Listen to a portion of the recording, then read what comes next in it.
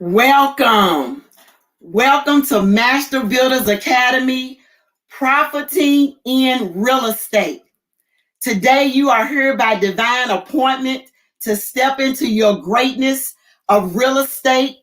And today, you're going to hear some great information that's going to turn you in a direction that will forever change your life. We're going to bow our heads today in a word of prayer. Father, in the name of Jesus, we thank you, Lord God, that according to Deuteronomy chapter 8, verse 18, it's you that giveth us the power to get wealth so that your covenant may be established in the earth.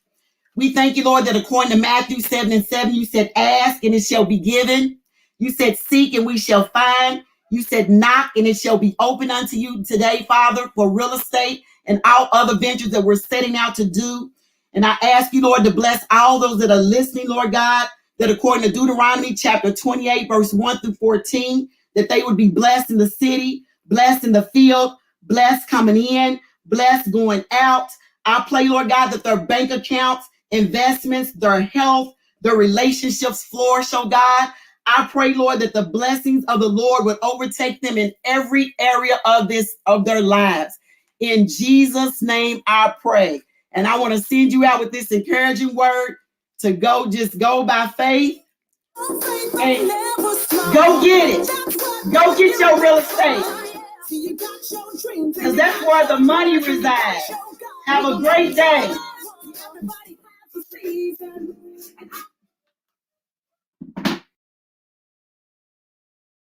Builders, good morning. I'm Stephen Bland, owner of Fiber News Southeast Louisville. The mission statement of Master Builders Academy is developing people, building businesses, establishing futures, inspiring communities to achieve an intellectual economic renaissance. All right, our core values: be punctual. Usually we repeat these, but you can repeat these after me as I'm saying them. Be punctual, be dependable, be excellent, be detailed, be passionate and motivated, be optimistic and positive, be hungry and studious, be supportive, be benevolent, be ethical. The core value that I will briefly speak about today is be passionate and motivated. All right, many of you may know that my previous employer was the Kroger Company. While there, I worked in human resources as the diversity and inclusion manager.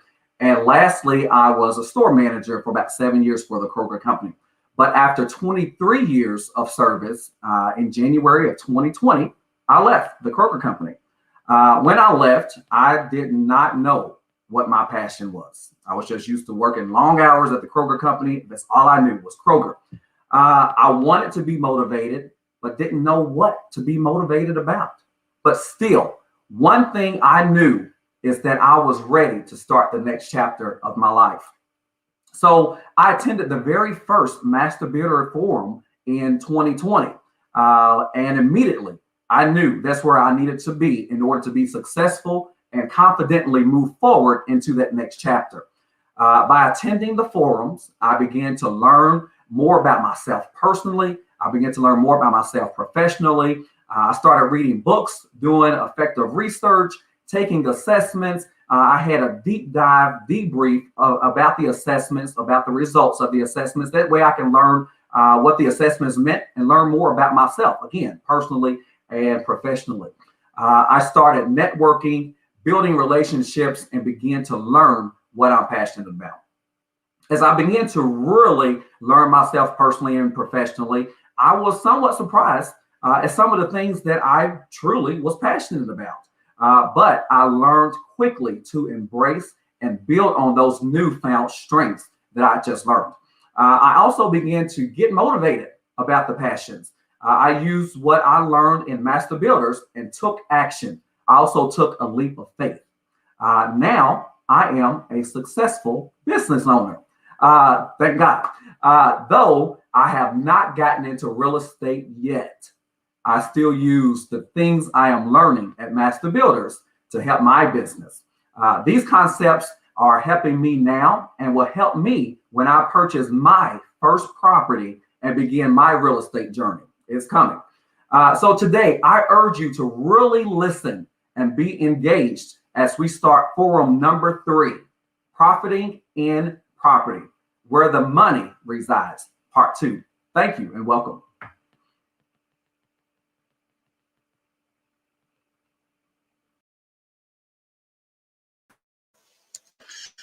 All right, wonderful, awesome. Thank you, Stephen. Thank you, Bridget. Everybody, wake up. It's Master Builders Academy time. It's time for you to grow. It's time for you to learn. It's time for you to get that business started. It's time for you to go after your dreams. Listen, it's time. It's winning time. It's time for you to win.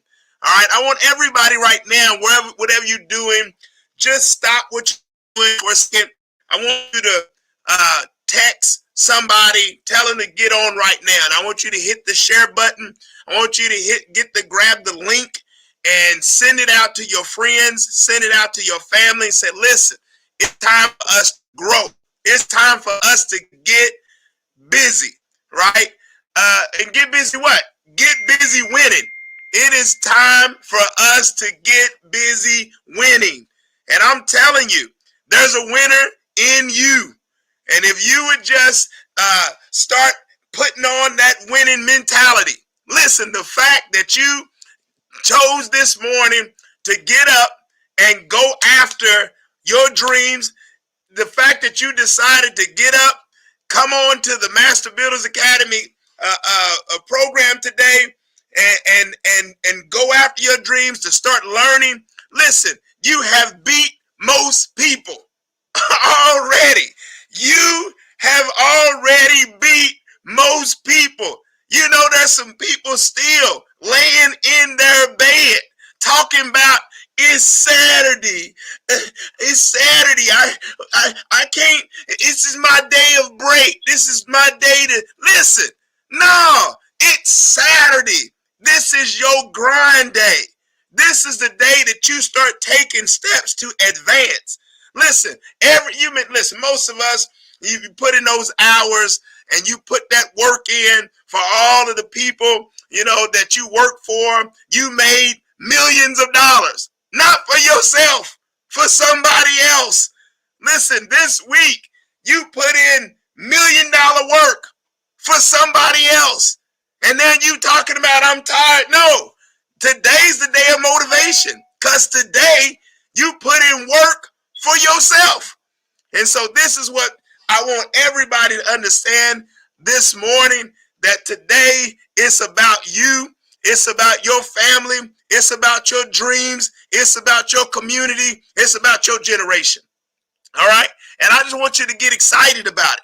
I want you to be motivated about it. If you don't have your notes out yet, you messing up. Get your notes out. Listen, get your pen out.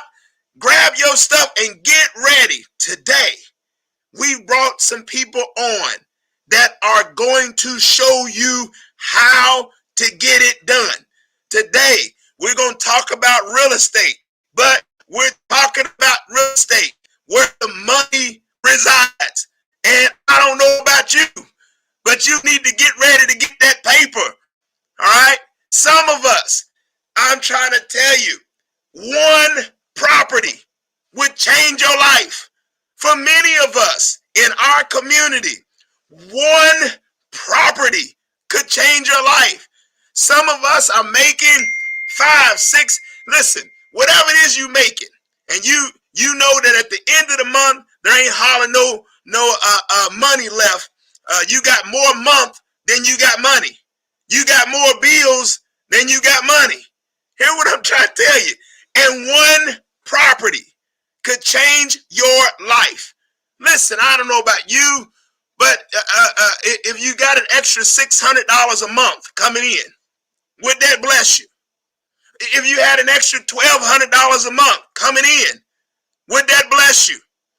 If you had an extra $4,000 a month coming in, could that bless you? Listen to me. It's only as big or as small as you make it. And I'm trying to one property. And you say, well, I don't know if I can do it. I don't know if I can do it. I don't know if maybe it's those other guys there that you're talking about, they're winners. Hold on. Ain't you a winner? And if you don't believe you are, I'm glad you come to Master Builders Academy, because we're going to reaffirm you and tell you, yes, you are a winner. And I'm trying to tell you, this is not rocket science. We're going to talk about properties, and it is not rocket science. You said, well, I didn't do good in math. So what? You said, I wasn't perfect in school. So what? You said, well, I got a record. So what? Beauty of real estate is all the excuses, all the objections, all the barriers are broken in real estate. All right? So I want you to get excited. I want you to get pumped up. The first person, listen, just get ready. Take notes, eat it up, and get ready to ask your questions. For those of you that are members, remember that we have the after party. So as soon as this is over with, all your questions, everybody that you see in here that's giving you information, you'll be able to come onto a Zoom call and ask your questions to them personally, and also connect with each one of these people personally. And so today we're going to allow you to build up your team. You say, well, I don't have a real estate team. Listen, make sure that you're a member of Master Builders Academy. And then all of a sudden, you have a team. All right? So that's what I want you to do. Want you to get excited. Want you to get ready.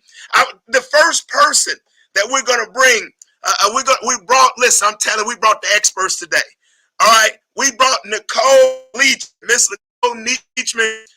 She's going to talk to us about how to get started. Right? That's where a lot of us are. Like, I don't even know what to do.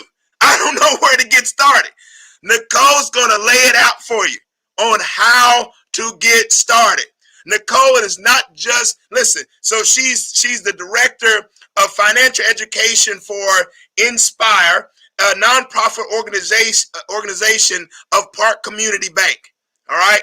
And Park Community Credit Union. And she's a realtor, and she's a real estate investor. Listen, I ain't trying to just bring somebody in that's just this. Listen, she understands the gamut. And so she's going to be able to show you some things. I hope you're ready. I hope you're excited. Everybody, please give a very warm welcome to Miss Nicole Leachman. Well, hello, everybody. I don't know how to come after that. That was just so awesome and so much energy. I'm so grateful to be a part of Master Builders this morning. So I do have a presentation for you. Like he said, I'm Director of Financial Education with Inspire. It's an entity of Park Community Credit Union. In addition to that, like he said, I'm a realtor and have some investments as well.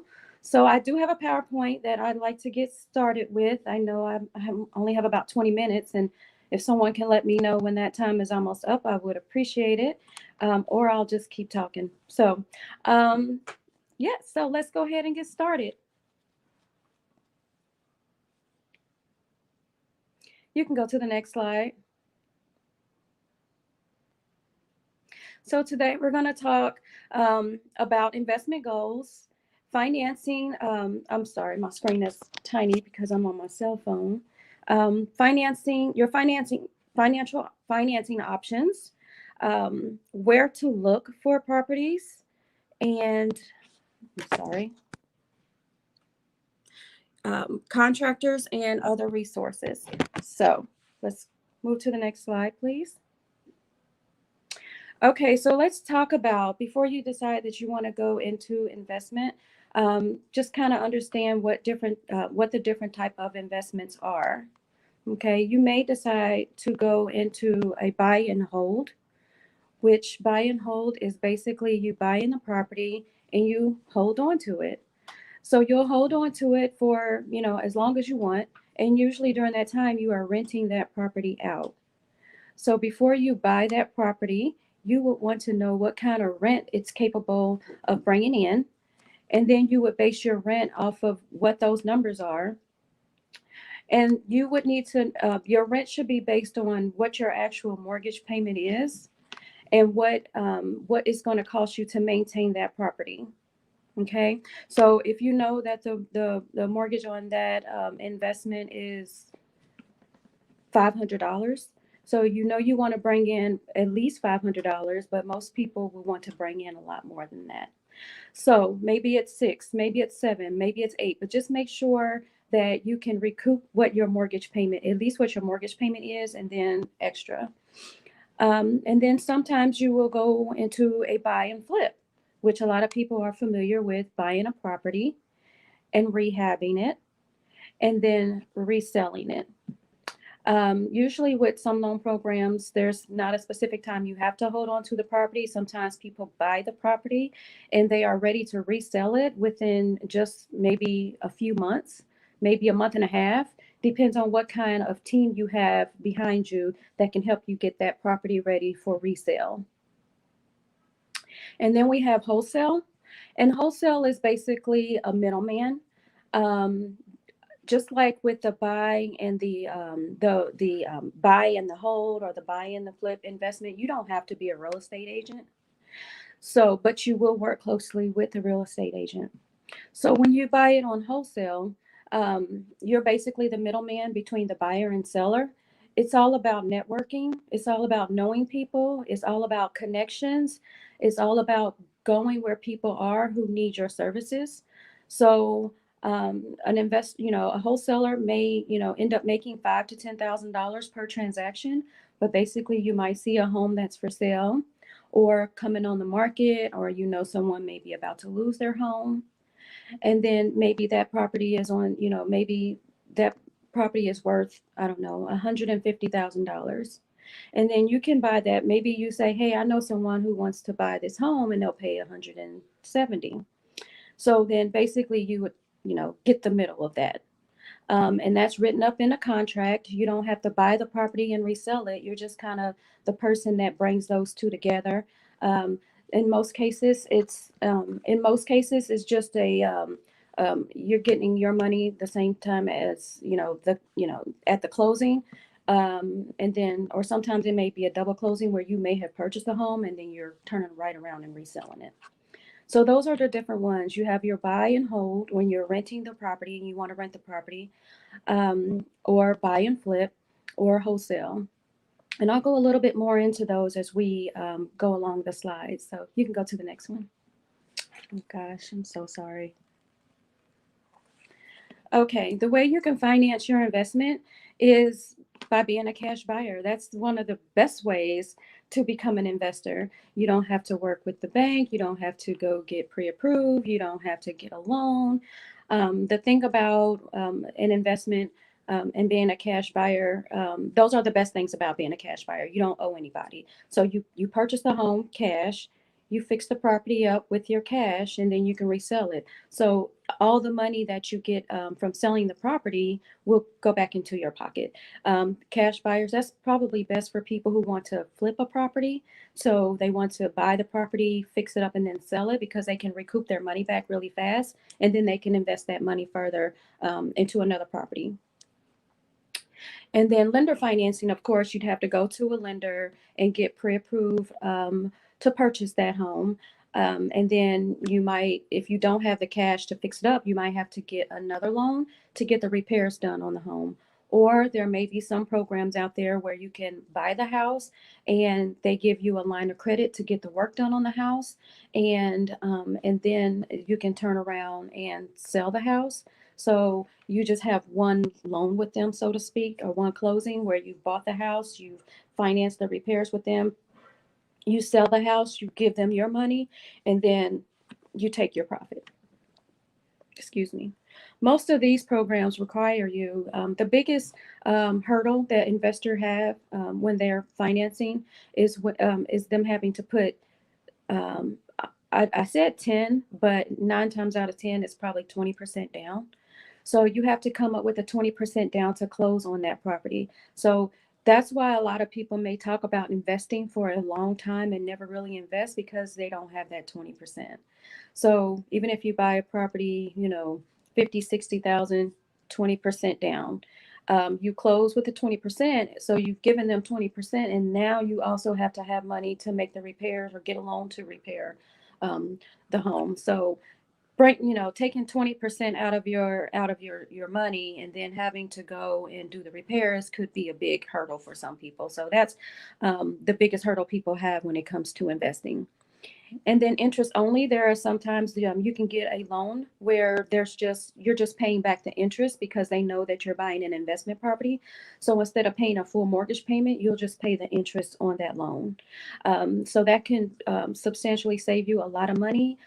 But it's mainly for people, again, who want to buy and flip the property because they can recoup their money and they can pay off that loan. And the reason why they're doing interest only is because the bank will allow you to do interest only. It's because they know they're going to get their money right back because you're investing in property. And then the terms vary when it comes to investment property. Sometimes most for homeowners, usually it's a 30-year term.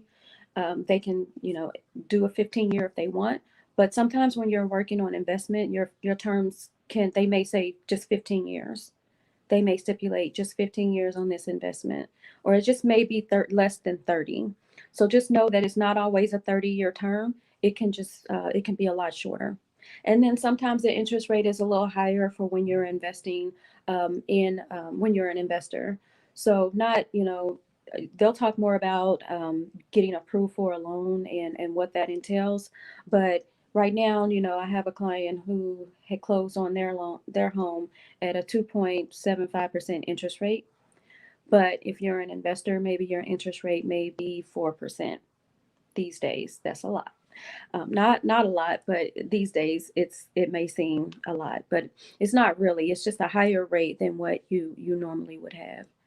And then you can pay for it also with your home equity line of credit if you're already a homeowner and you're looking to purchase and you're looking to cash out, refinance, or you can use that money to then invest in property that in this other property that will in turn make you money. Of course, you can pay off that line of credit and have money in the bank.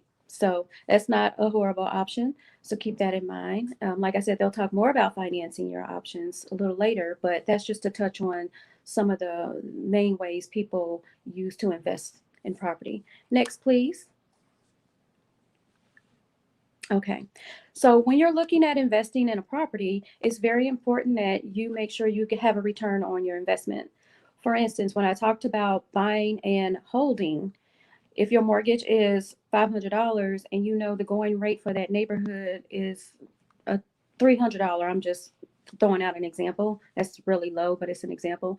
If you know you're not going to get at least the mortgage payment, then it's not a good idea to probably invest in that property.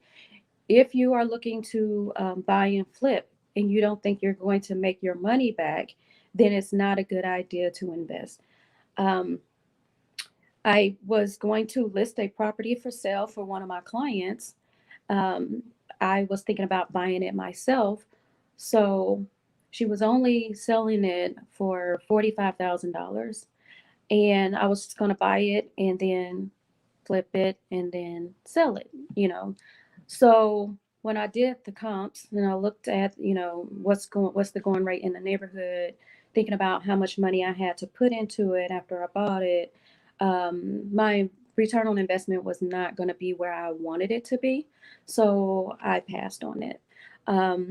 So you have to make sure that if you buy a house for $45,000 and you have to put $30,000 in it, you have to make sure that you're going to get at least that amount back, or it was kind of a waste of time or a learning experience.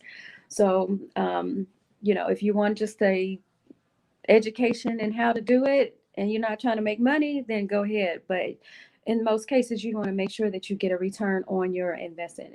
In all cases, you want to make sure you get a return on your investment, or like I said, it's just a learning. You went through the learning process. And then after repair value.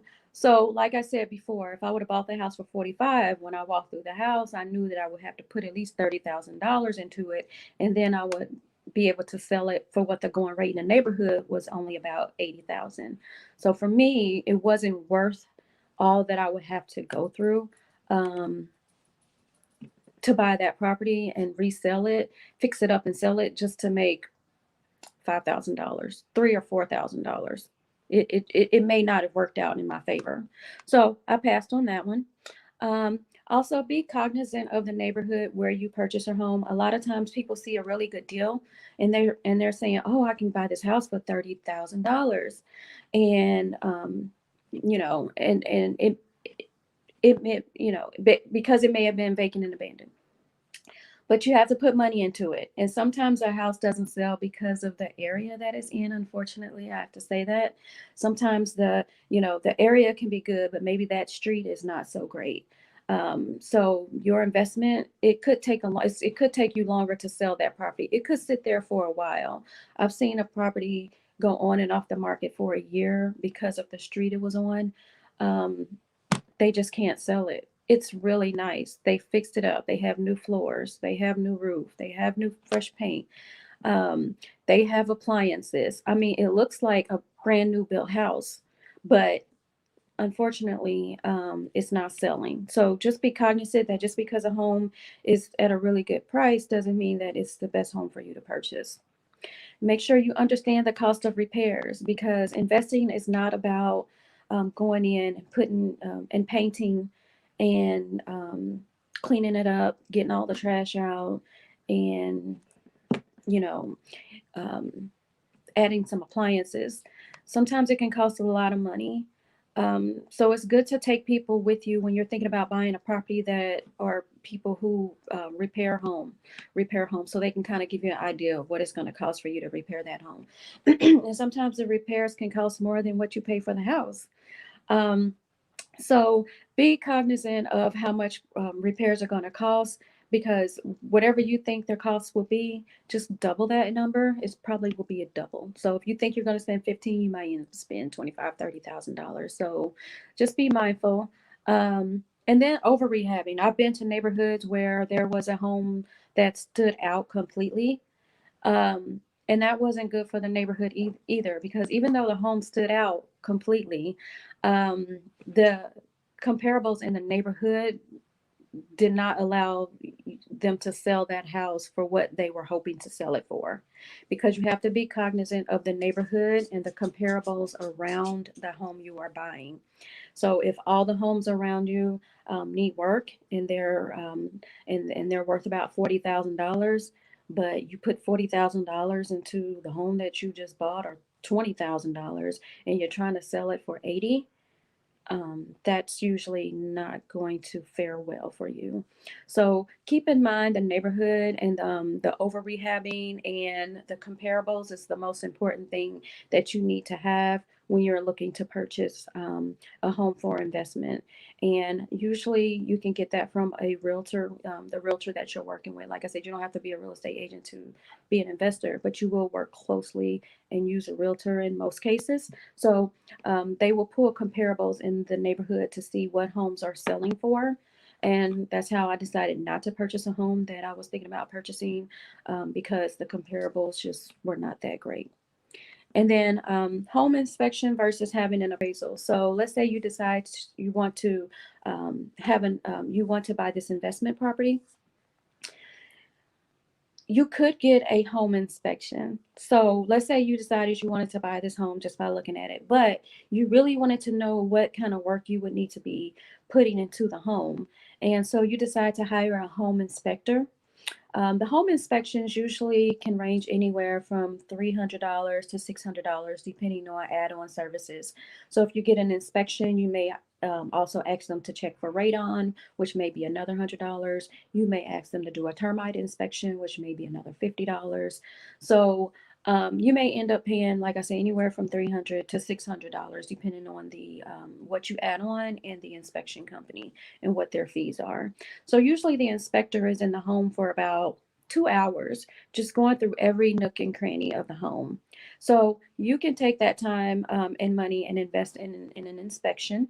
But the thing about an inspection is that they're going to tell you every single thing that's wrong with that home, even if the the the bathtub faucet is loose, or a doorknob is missing.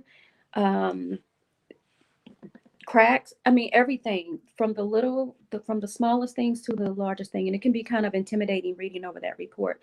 I've seen an inspection report with 100 items, and that was a home that was looked move-in ready, completely rehabbed, and they still had 100 items on that list. So just be cognizant, that's but when I say inspection versus appraisal, which one should you invest in? The appraisal is an appraisal you can get that tells you the value of the home, and it will also be able to tell you the value of the home after you've done repairs. So if you say, "Hey, I'm gonna do this, this, this, and this," tell me what the home is going to be worth. So that is also another $400 or so.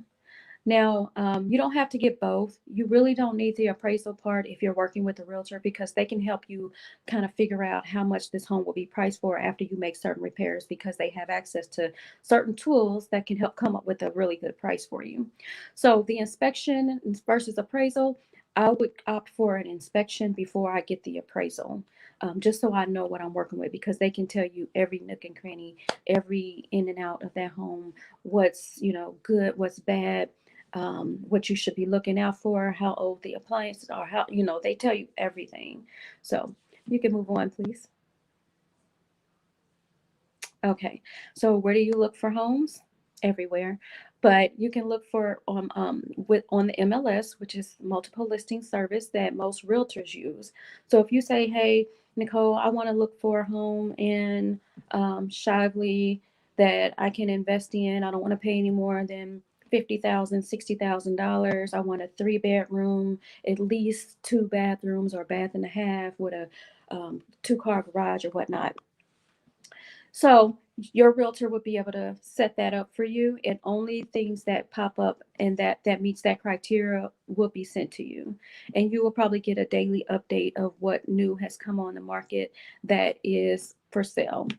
It could be a distressed property. It could be just a property that someone had to sell, or whatnot. But your realtor can give you access to the multiple listing service, and you can get updates pretty much every day on new listings that come on the market that meet your exact criteria, instead of getting homes that are all over the place that are maybe 50,000, 75,000, 250,000. You don't need that if you're not going to spend 250,000. So MLS is a really good source. And then auctions. Auctions are a good route to go. Um, they have lots of homes that the thing about auctions is maybe you'll be able to get into that property and see it before it goes to auction. Maybe you won't. So sometimes they give you a little time, sometimes they don't. But what I would do is make sure you understand the fees that are involved with an auction. So you may bid on a home with an auction fee of, you may bid on a home and your limit, know what your limit is. So if you go into an auction and you know you can't spend more than $80,000, make sure you consider the fees that are involved with that. And most auctions want you to have cash. Okay, so your property, you may see a property for 70,000 and you're like, "Oh, I got 80, so I can go up to 80." But then it gets up to 75 and you're like, "Okay, I'm still good." And they get to 78 and you think you're still good. And really, you didn't include the fees. So sometimes you can have a 10% premium on top of what it normally, what it costs you. 10% premium on top of what it costs for that home. So if you know you can't spend more than 80, then you might want to stop bidding at 70, or maybe your limit should be 70 so you can have the fees. And usually the auctions have a closing of about 30 days, so you'll have to have that cash in hand or show proof of funds before you even start bidding. You can look for short sales or pre-foreclosure sales, people who are about to lose their home. Sometimes the mortgage company will allow them to sell the home for less than what it's worth, just so they can sell it. Like, we want you to be done. We want you to be out of it. We're going to have a short sale. We know the home is worth 100,000, but if we keep going this route and with legal fees, it's going to cost us way more than that. So if you can sell the house for 70, sell it for 70. So the good thing about that is someone buys it for $70,000, they have $30,000 in equity if the home is worth, $100,000 or more. So, and then of course foreclosures, the delinquent tax office, for sale by owner, vacant and abandoned properties. You can go to louisville.ky.gov backslash, I think vacant. I think it's on the next slide. Or you can just use your own home. You can, I'm thinking this was supposed to be on another slide. You can use your own home as far as where to look. When using your own home, what that means is maybe you found a house, maybe you live in a house and you are thinking about selling it because you want to upgrade to a new home. Well, what you can do is maybe you can rent that property out, and that can become your investment property. And what most of the time, what that entails is you having to maybe refinance into an investment property. And I'm just speaking from experience on a home that I bought about 10 years ago when I lived in Indianapolis. I bought it about 10 years ago. I stayed in it for about 2 years. And at the time, the market wasn't that great for me to sell the home. So I really wouldn't have made that much if I would have sold the home. I probably would have made about $5,000. So what I decided to do was keep it and rent it out. And that fared very well for me. So I was able to, up the rent way more than what my mortgage was because it was worth it. And so I did that, and I've been doing that for about 10 years. And now that the market is really good, at the time I would have made about $5,000, but now the market is really good. I held on to the property. I kept the property up while I had renters in it. And now the property, is worth over $100,000. I can walk away with over $100,000 versus $5,000. So know when it's a good time to get rid of the property, know when to hold, and know when to fold. I'm sure you've heard that before. Also, just keep in mind, let me know when I'm running out of time. So when the main thing that you need to have when you are investing in real estate is to make sure you have contractors. You have to have a team. If you don't have a team, you're just going to be sitting on that mortgage and paying that mortgage and your utilities for a home nobody can live in. You need to have a list of licensed, bonded, and insured contractors who do work on the home. So you need to start networking with plumbers. You need to start networking with electricians. You need to start networking with HVAC people, just all sorts of contractors to make, because you never know, you need more than one because they may be on another job or they may be busy and can't get to your property for weeks or months. And so you just need a team of people that you can always go to help you with turning that property around very quickly. Are we good? Miss Nicole, fantastic job. Awesome job. Listen, I don't know where you are, but you should be putting something in the chat that says thank you for showing me how to get started. Nicole is, listen, she says so many different things that I think you need to make sure you do. And she's listed all these different items out about how we get started. And one of the things I want you all to make sure is that every word that she said, you need to take those words and go to YouTube University with them. Like she hit you with buy and hold. You say, well, I need some more information on buy and hold. Then you YouTube buy and hold. She talked about buy and flip. She talked about wholesaling. She talked about inspections and appraisals and being bonded and finding a team. Everything that she said, you need to go and take those words and YouTube them. That's how we research. Listen, the other thing Nicole did a fantastic job of doing was to tell us, and she said it so true, you need a team. And I'm really happy with talking about the fact that you're not just a real estate agent. Listen to everybody. When you're getting started, what you do not want is just a real estate agent. What you need is a real estate agent that's also an investor. All right. So one of your first questions you need to ask, hey, real estate agent, do you have properties? Right. And because they have properties, they will understand what you need to do and how they can help navigate some of these waters. Nicole, thank you for being so transparent and sharing listen, that whole 5,000 to 100,000, I said, let me get some of that too. And but just so everybody who wants to make contact with Nicole, you're going to hang out with us in the after party. Am I correct on that? Yeah. So Nicole, you can join us in the after. You can get Nicole information. You can talk with her. Maybe she should be your real estate agent, and she can help you. Without a doubt, I know for a fact that she'll at least give some of her experience. And so I want you to be able to connect to her. If you're not already registered as a member of Master Builders Academy, all you got to do is go to masterbuildersacademy.org and you can register and become a member. Also, you can send that in the chat. You can put your email in the chat and somebody can reach out to you. Nicole, thank you so much. I appreciate your help. Wonderful job.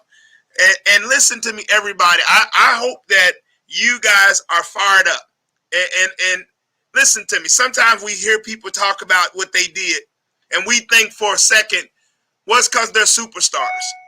They did it because they're smarter than me. Listen to me. This is not rocket science.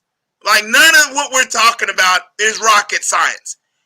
Anybody, no, matter of fact, everybody say, I can do it. All right? Say it like this. Say, even I can do it. If Michael Ford Jr. did it, then even I can do it. All right? I'm telling you, I said it before, one property can change the trajectory of your financial outlook. All right? And I'm telling you, we had, when we went to get our very first property, we bought our very first property, and we didn't do it by ourselves. What do I mean by that? We got in one of the people that are part of Master Builders Academy that was in real estate. I asked for help, and listen, that's the beauty of being a part of this team, is you can ask one of the people for help. Say, hey, I got this idea, I got this thought, I want to check on it. Can you help me figure it out? And asked them.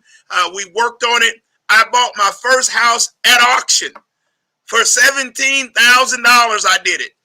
And then after that, we saved up some money, and we then fixed the property up. That property that I spent a total of $55,000 for, that property brings me $2,000 a month. Let me ask you a question. Can $2,000 a month change your life? Right? Can it change? Listen, if you had $2,000 extra a month, could that make a difference? All right? And I'm telling you, this is not rocket science. You say, well, I don't have $17,000. Listen, did you hear Nicole talking? She said you don't even need money. She said you can be a wholesaler that can be the middleman and make deals. Listen. And then the other thing, I want to always bring this up, because sometimes we say what we don't have. And I want to just recorrect you and just help you to get your mind right, to know that, oh, you have it. All right? You have it. You can start thinking about, where do you put your money? You got money. Where are you putting your money? Are you eating it up? Right? Is Smash Burger? Is Five Guys? Is McDonald's? Who's getting your money? Somebody's getting your money that you could have been saving to get this property that you desire. All right? So I want you to connect with Cole and after party. Ask all the questions that you want to get. Make sure you get her number so you can talk to her on the one-on-one. All right? So now, listen, let's keep moving. I want you to get an understanding. Listen, once you get the property, what are you going to do then? Okay, you got the property. You decided you're going to hold it. You're going to buy and hold. That means you're going to buy the property. You're going to put whatever work that needs to go into it. You're going to get it done. Then you're going to rent it out to somebody. All right? So how do I rent it to somebody? Like how do I get somebody in my house? And then how do I know how much money to charge it for? And then how do I take care of the tenant? What are the laws? What do? I don't know. Listen, calm down. I got you somebody.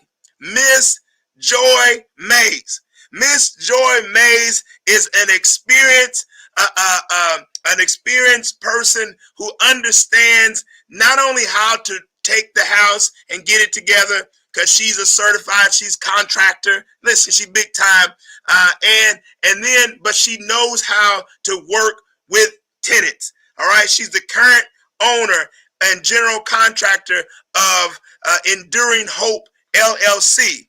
She works as the resident coordinator for a full real estate Renewed Hope LLC.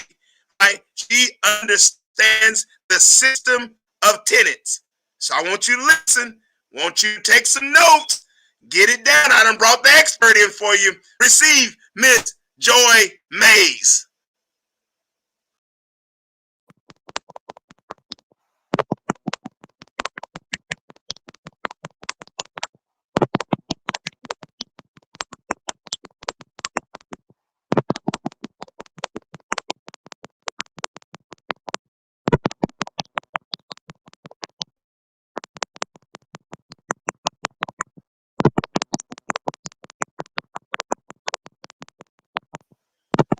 Joy, you're on mute.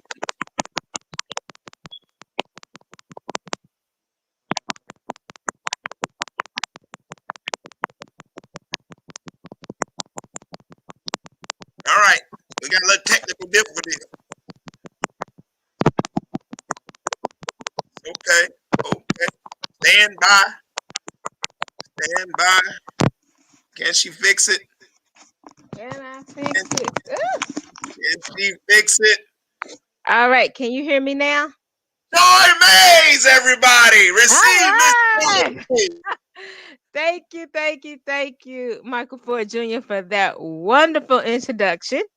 I am so happy to be here this morning to bring to you something that's near and dear to my heart, tenant relationships and some of the best practices with those. Like Mr. Ford said, after you get that buy and hold property, then how are you going to get these tenants in there? How are you going to deal with them? So I'm giving you some of my top things that I go through that I've been able to work through as I've been going through dealing with buy and hold real estate and property. So first slide, like I said, tenant relationships, best practices. So we're going to kind of go over how to overcome the fear of tenants. Some quick tips to simplify your tenant relationships, best practices to identify a good tenant and to avoid the red flags.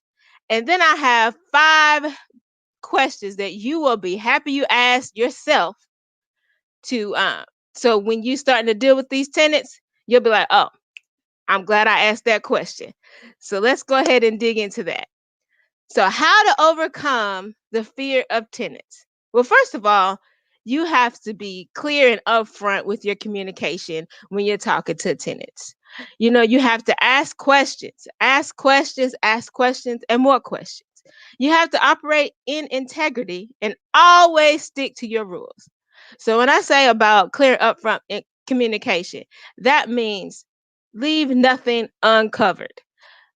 Be transparent with your tenant. When you're signing your lease, you go over every line of that lease. Everything that you're requiring them to do and what you're requiring of them. Make it plain. Make it plain so nobody's confused. If there's going to be a charge for something, if you're supposed to be in charge of this, then that's what they'll know. They'll be responsible for that. And then when they're coming to want to be into your property, ask questions. Don't be afraid to ask questions. Get all in their business because they're going to be living in your property. So if something goes wrong, if something comes onto that property or somebody does something, you're responsible for that. So you want to know all about their information. Ask them anything. Are you from here? Just these things that can get you more in establishing a relationship with them because you want them to stay for a while. With our tenants, we like to have them for like 2 or more years. So we're going to become good friends because I'm going to know about everything. I'm gonna know your likes. I'm gonna send you little stuff on your birthday, just stuff like that. That's how you keep good quality tenants, is knowing things about them. And you have to make it so it's an easy conversation. And just knowing and asking those questions helps that.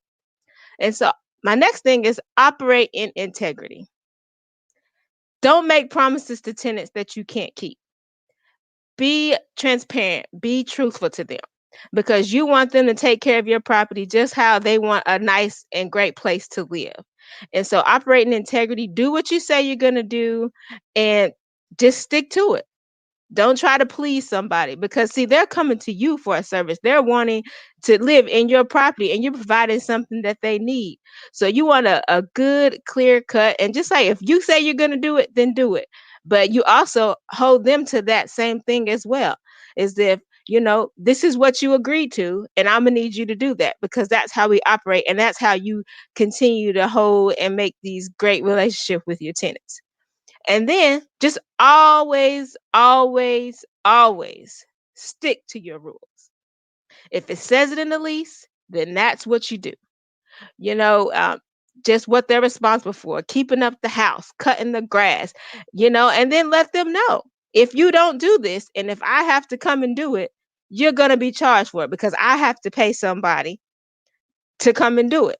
So if you say that you're going to do it, then let's do it. So if you put something down your toilet that's not supposed to go in the toilet, and my maintenance team has to come out to fix it, then in your lease that it says sippy cups do not go in the toilet. So therefore, I'm charging you for that, because that is not something that should go down in your plumbing system. Next slide, please. So, quick tips to streamline tenant relationships. These are some of the things that have made me being able, the resident coordinator, have made my life so much easier, and being able to be able to continue my life with my family and not feel like it's a burden.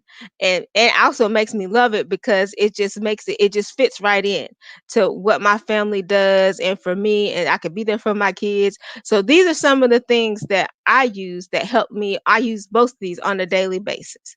So first thing is self-directed viewings.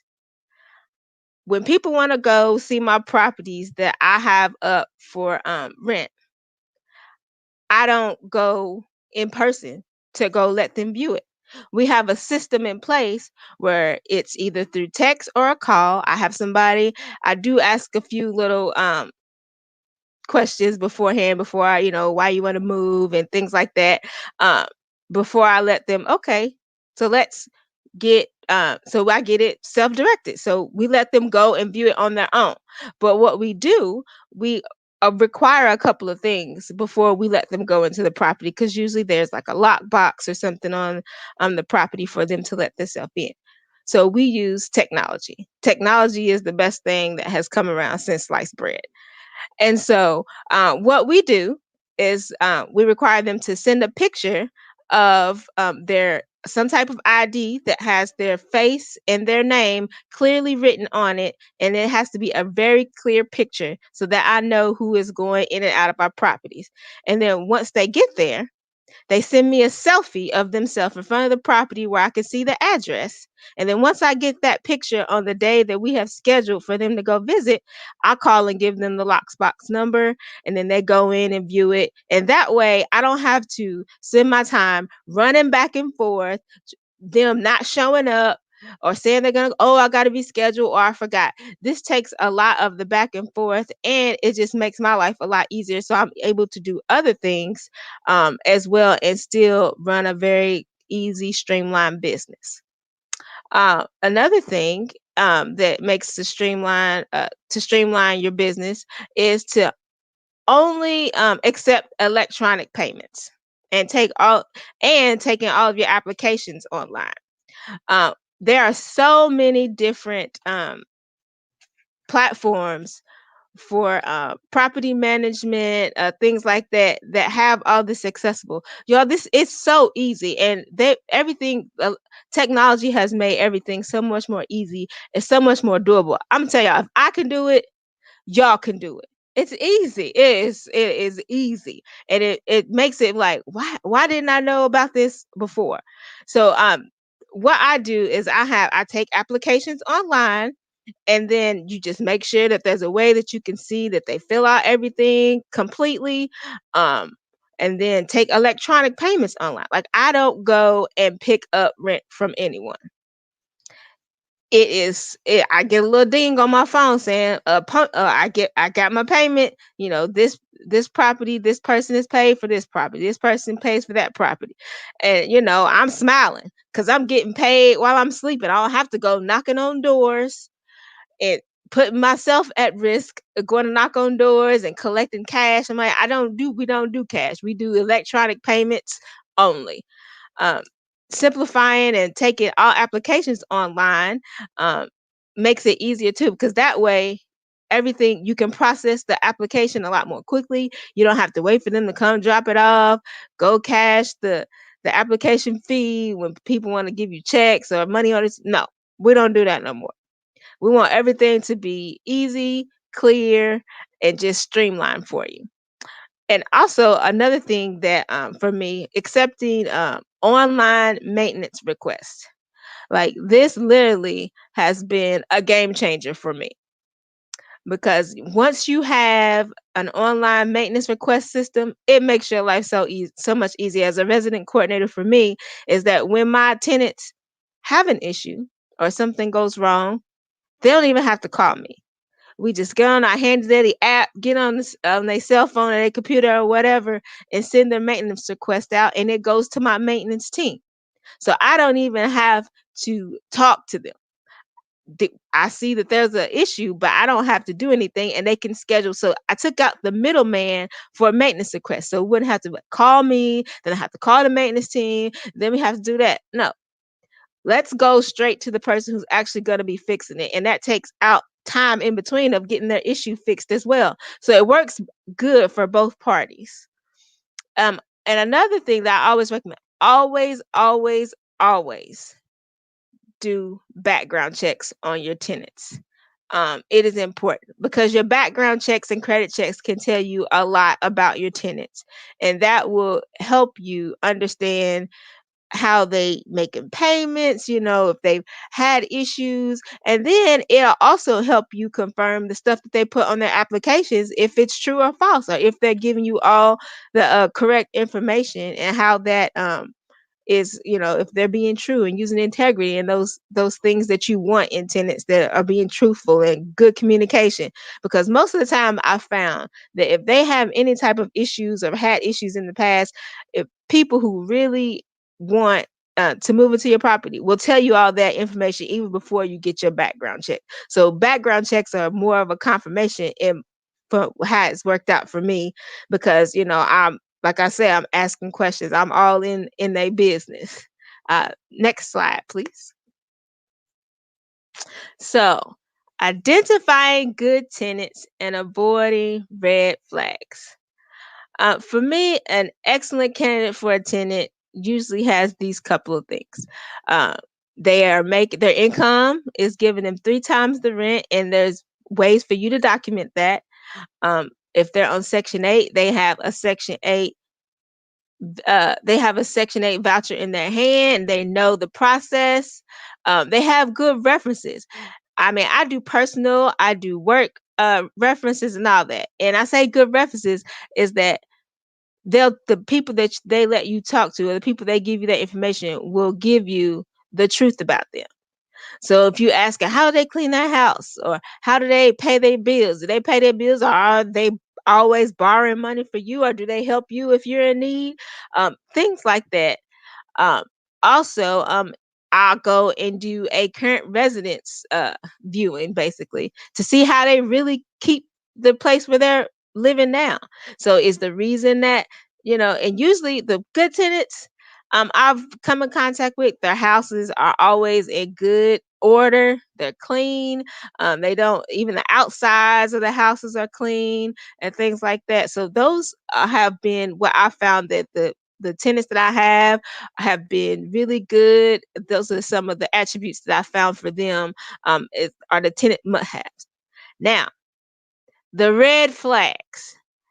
The red flags you want to watch out for are people is calling like, "Oh yeah, I saw you had this property up for rent. Oh, I gotta go see it. I gotta go see it today. I can have your money. I can have first month, last month deposit right now, cash in hand." That's a red flag because you're like, why do you have? Where are you living now?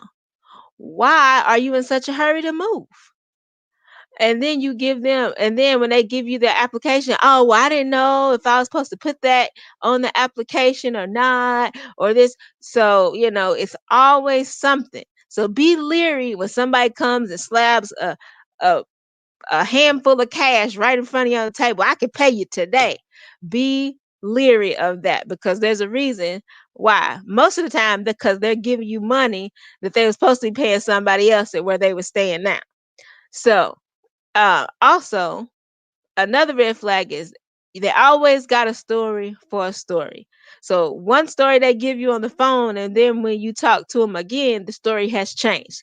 So just be wary. So documentation, just being able to ask open-ended, clarifying questions are always good ways of spotting out those red flags when it's coming to identifying good tenants for your business. Next slide, please. All right, so 5 questions that you will be happy that you ask when you're considering a potential tenant. First one, does your current landlord know that you're moving?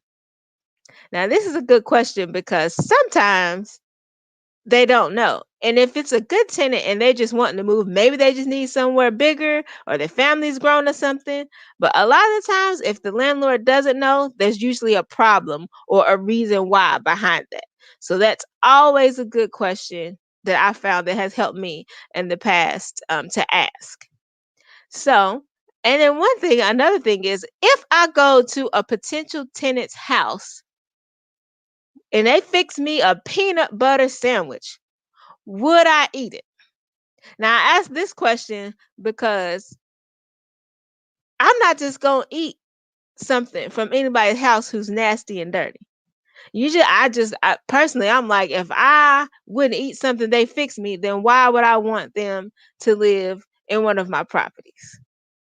So, um, that is one thing that that's always helped me because you can go in, you look, and you see if you got stuff everywhere in the kitchen and stuff, and they want to fix me something to eat. So I have to pass on that. So that's always a great question. So if it's not a peanut butter, if they fixed you anything, or even a drink, would you drink it? And you see things around that So for me, that's a pass. Uh, another question is: does the applicant meet the criteria that we set forth, or is it just do I just like this person? Because sometimes you can just get a good rapport with a person, and they've told you their story that's really true, and you just have a good feeling about them. But you always, always, always need to stick to your criteria because just because they're a nice person doesn't mean they pay their bills. You could be a nice person and they could have been evicted 3 and 4 times. And it's not just, it doesn't make them not a good person. It's just good with paying their bills. And that's, and as a residence coordinator and working for a rental property, you want somebody to be able to pay their bills. Also, is a small issue that one of your tenants are having, is it worth losing them? So if something, if they would like to change something in the home and you're like, no, I didn't put enough money into it. Think about it. If they are wanting to stay, they love the property, they love being there, but they just ask, well, can I get some more cabinets here? Then there's always a way to make a compromise so that you can still keep your tenant, but still feel like their issue or that what they're wanting is still important to you. And the last thing that I have was a question: is the tenant my customer? And the saying, they say the customer is always right. Well, in this case, the tenant is not your customer because in this case, tenants are not always correct, because there could be some, it's like, oh, well, somebody came and broke in my house. Well, did you leave the door open, or did you leave a window open? You know, or the toilet and stuff is backed up, or things like that. Well, what got flushed down the toilet? Did you go back and look through all the things in your lease contract that you said that you would be responsible for? Is that something that happened? So in this case, the tenant is not always right. So no, we don't want a tenant to be the customer. We want the tenant to be on our team, because together, working together and have good communication and asking all those questions is um what makes you have good tenants. And so I think that was my last slide, all the information I have. I hope you all got some good information. Thank you for having me. So I appreciate you. Joy Mays, everybody. Listen, she was dropping golden nuggets for y'all. I'm trying to tell you, she has so many gold nuggets. Joy, I'm just, listen, we started property, and I'm going to tell everybody, we did Airbnb our first property, and so we didn't have tenants. But then when we finally started getting other property, we started dealing with tenants. I just want to let everybody know, the expert that we called Joy Mays, because she drops these kind of nuggets for you. And so, Joy, listen, let me just reiterate something you said, and I want everybody to know what you were talking about. Joy says something about that ding that hits her in the middle of the night. It's not a call from some tenant saying something's broke. No, that ding that she hears is her bank account being filled and refilled again. And listen, you got all these naysayers that were trying to tell you, oh, you don't want to get in that real estate stuff. Mm-hmm. You got to deal with these people. These people are crazy. Did you hear what Joy said? She don't go collect money from people, right? Mm-hmm. She's not going and collecting, knocking on doors saying, you pay me. Listen, she not a bouncer. No, she done brought all the world into a whole new age of technology. All right. And so this is stuff. If you want to hear more from Joy Mays, you need to become a member. And then you can join us in the after party. You can get Joy Mays' number. She's such a fantastic person, such a fantastic a leader in this industry. And you'll get a chance to be with her, see her, ask her, her number, right? And so, hold on. I wish I didn't take Joy away, because there's one more thing. Joy hit you all. She asked y'all to ask the question, would you eat the peanut butter sandwich? Listen, man, I'm trying to tell you, Joy was dropping so much knowledge on you. When you dealing with tenants, there's so many different questions and things you have to ask. And so I want y'all to make sure that you're ready for the after party, so that you can make sure you ask Joy all the questions that are in your head about tenant relations. And so listen, how could we have Joy and bring Joy Mays up here, who's killing the game, without also bringing in John Mays? Y'all know John Mays. I want him to come, and he's gonna talk about dollars and cents, right? He's gonna talk about, because some of y'all still confused. Some of us are still trying to figure it out, like, but how does it all match up? Like, how do you make money? You still confused. And we're going to bring John in to simplify this stuff. Now, remember, listen, John is not just a Young Brands exec. You know what I'm talking about. He's also vice president of Master Builders Academy, but we know him affectionately, very affectionately, as the I believe you can man, right? He's telling us he did it, and he believes you can do it too. Everybody receive now Mr. John, the I believe you can man, Mays. Oh, wow. Okay. Master Builders, I would tell you, if you watching this forum and you're not saying to yourself, why am I not in properties? Because you can do this. I want you just to type that right now in the chat.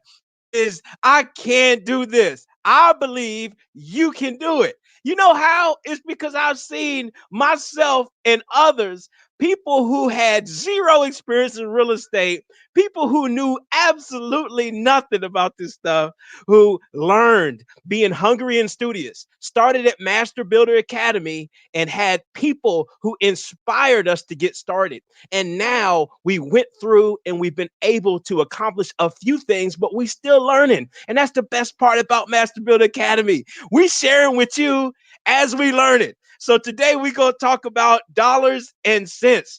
Dollars and cents. Now here it goes. Every time, I know we got a bunch of C and D students on here who wasn't good at math. So y'all don't be acting like wherever you at right now, like you was all good at math just because you ain't got nobody to pull up your old report cards and whatnot. So what we're going to do today is we're going to take it all the way simple to talk about some simple numbers so you can understand some of the differences between some of the areas. I think Nicole did a good job earlier of telling you all about some of these areas, but we're going to kind of dive in a little bit. Go to the next slide. So check it. Like, before you even think about getting into buying properties, it's something that you're going to need to know. We can break that slide real big because I want you to see this thing.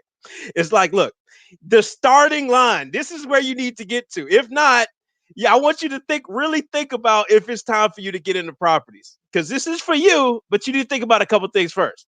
And so I have my basic day-to-day living expenses covered.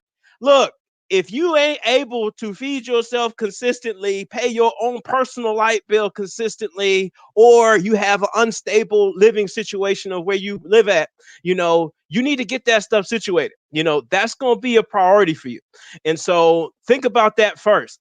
I make more money than I spend. That needs to be your situation. And so a lot of times we need some addition. That means that we're going to need to either find something low that we can buy and then sell it for a higher price. That means that we're going to either need to work for somebody else who's getting that money, and we need to stack our money up. So we need some addition. And that means we need to get more income coming in than the amount that's going out. And that's going to happen because you have a budget and your consumer spending is under control. Guess what? It don't matter how much money we talk about right now in real estate. If you gonna spend every dime you get anyway because you got bad spending habits, it's completely ridiculous, And so this is about investing, which means you put something in and it keeps growing and growing and growing, and then in the future you able to get some big returns from it. So let's keep going. So, real estate investing. All right, I'm gonna scare you off a little bit and then I'm gonna bring you back in. But it ain't like a music video. Like, guess what? This ain't all sexy and stuff like, oh, snap, hold on, I got the Bentley right here. I see some dancers over there and all that. I'm on the beach doing what I do. Nah, this is a grind. It's, we over here scraping pennies and nickels, putting it in properties. We over here having fundraisers. It's about putting something in right now, living like most people don't want to live right now, so that later on when people look back and say you living like nobody else is living. Let me give you an example of that. I remember when I first started, I had $11,000 in the bank that I saved up, most money we ever had. We knew we had it good too. All my bills was paid on time, and I was like, I got $11,000 in the bank. You ain't telling me nothing. And so we took that 11,000. The first thing we did was probably something that most people wouldn't do, but we went on ahead and we gave $10,000 of that money into a project that we believe in. We sold into that. And so we had 1,000 left. We ended up getting blessed. We had enough to put a down payment on a property. And so we ended up messing it all up, but we didn't hold on to the money that we had. We either gave it away or put it into a property where we could have spent it and bought some nice new cars. We could have spent it and paid down some house debt. We could have spent it and bought new clothes. So I'd be the flyest cat that you ever seen, got some new suits and whatnot. I wanted to go on some trips, but I didn't do that. I didn't spend all that stuff. I went ahead and invested it so that I could get a future return. And now we look back and it's like 3-4 years later, and then we say, oh, well, that was a good idea. Well, yeah, it was a good idea. Now the investments that we invested in will now pay for the vacation. It'll pay if I wanted a new car. It'll pay for whatever I wanted, now, because we invested in that moment. So it doesn't look like a music video out the gate. So business investment opportunity, and it's got low barriers to entry. That's why real estate is so important. Because there's a lot of different things you could do with your money to get a return, but there's real low barriers to create a real estate business. There's moderate risk because you're investing in something that's physically there. You're not investing in a piece of paper or a little line on your TD Ameritrade screen, and you're not inviting, and I'm saying do your Robinhood, do your Webull, do all that stuff is great. I personally invest in size too. But what I'm telling you right now is like there's something that moderates your risk when you physically have control of a physical asset. And then you also have some really potentially great, strong returns. So let's go to the next slide, because a lot of you thinking you broke. And that's why you all master builders, because you're like, I ain't got no money to invest, but I'm claiming it. Well, I'm here to tell you, you got way more than you think. It's like you have your time, your resources, and your good name. And so you got three very powerful tools that you can use to invest. Your time is when you can trade your time. There's a lot of great ways that you can do that. But when you're actively creating income, that might be a job, that might be a small business that you work for yourself, that might be a hustle, that might be something that you're doing to generate income for yourself on a business level. But you can use your time to be able to add sweat equity into a property. You can do some of the work. You can do a lot of these different things if you have skills in these different areas. So your time is important, is valuable. Your resources, that's like your money. That's like your assets that you have. It could be a pair of tennis shoes, could be your asset when you use them to train somebody else physically, and then that pair of tennis shoes that might be a write-off for you. You have an LLC for a fitness trading business or something like that. So you got more than you think. You got capital, you got some money, and you probably got more than you think. You also probably, if you don't have a house, somebody has a house, or somebody has a retirement account, or you have more access to different resources than you think. So make sure you think about that in detail, is what you have to invest in. You have your good name. And so if you have good credit or even bad credit, low credit, anything you can get on a signature is to be able to use leverage. And so you can use other people's money, bank money, to be able to, or you can use other investors' money in order for yourself to be able to make money in a business. It's a powerful tool. So keep going from there. I'm gonna give you a quick disclaimer, because these concepts presented do not reflect Master Builder Academy. It's just some different opinions. Also, these are just a few common tactics, but keep in mind that I'm gonna know plenty of investors right now who are gonna look at the numbers I'm gonna give you. I'd never do that. That's way too low. Then I'm gonna see some other people like, oh man, that's a great deal. Where are you invested? And so you got to know your strategy. And so this is just examples so that you're able to understand some of these concepts in a real easy way. Next slide is going to talk about the four things that we're going to talk about. 1, 2, 3, 4, real easy. We're going to talk about wholesaling. We're going to talk about a house hack. We're going to talk about fix and flip. And then we're going to talk about buy and hold. And we're doing that in a very specific order, because when we talk about wholesaling, I think Nicole did a great job of describing it. So I'm not going to rehash all that, but you're able to be a person who can generate some active income. So it's like you basically going to be self-employed, and you can have a self-employed job that you can work on your own time, where you track down people who have oftentimes distressed properties that need some work. And then you get them to be able to get the property on a contract. So you say, hey, I'm going to pay you this amount for that, for this house. Now you physically only going to probably put $100 down at a title to hold and make sure that contract is valid. Then you're going to find people who got some bread, and because you ain't got none, and then you're going to go and say, hey, I got this house right here, and they're going to buy the house. And then the difference between what you have it on contract and what the person who's buying it is ready to buy it for is what you make. So let's go to the next slide and look at some numbers on that. So I go in a contract with a seller. I'm over here, beautiful house, but it needs some work. It's ugly on the outside. It needs some power washing. It needs some other stuff. It's probably worth about, I don't know, 160, 170,000, but in its existing condition, I tell the seller, like, look, this is the best we could do is 90,000. They like, oh, 90,000, that's great.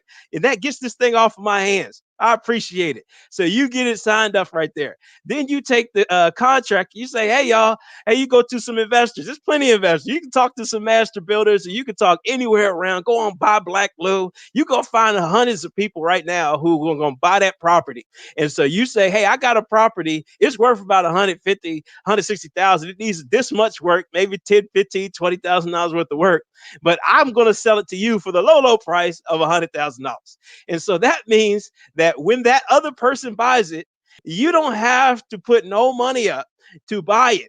All you have to do is now get them to both to the closing table where you will be able to make, let's say in this example, $10,000. The good part about this, the benefit of it is it's quick money.